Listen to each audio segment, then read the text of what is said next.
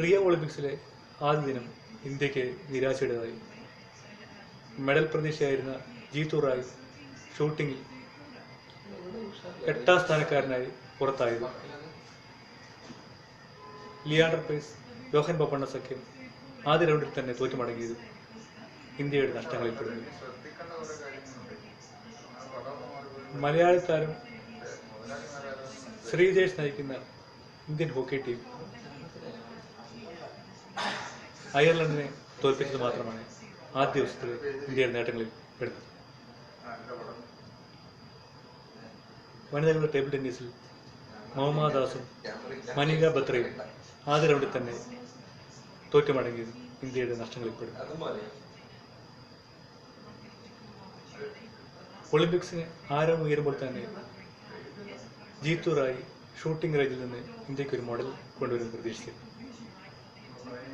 യോഗ്യത റൗണ്ടിൽ തന്നെ പക്ഷേ ജീത്തുവിന് വിജയം നേരിട്ടു. 6ാം സ്ഥാനക്കാരനായാണ് ജീത്തു ഫൈനലിൽ കടന്നത്. ഫൈനലിലാകട്ടെ മത്സരിച്ച 8 പേരിൽ 8ാം സ്ഥാനക്കാരനായി ജീത്തു മടങ്ങിയപ്പോൾ ഇന്ത്യയുടെ മെഡൽ സ്വപ്നമാണ് പൊലിഞ്ഞത്.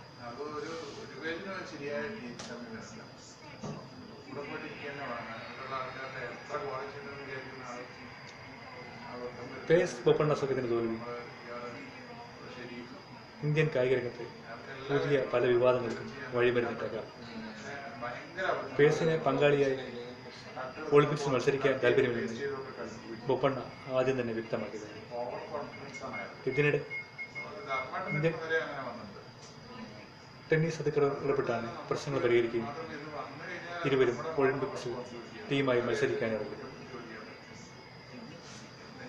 ഒളിമ്പിക്സിനായി പേസ് വൈകി എത്തിയത് ഇതിനിടെ വിവാദം ഉയർത്തി. മറ്റു താരങ്ങൾക്കൊപ്പമാണ് റിയോയിൽ ബൊപ്പണ്ണ പരിശീലനം നടത്തി.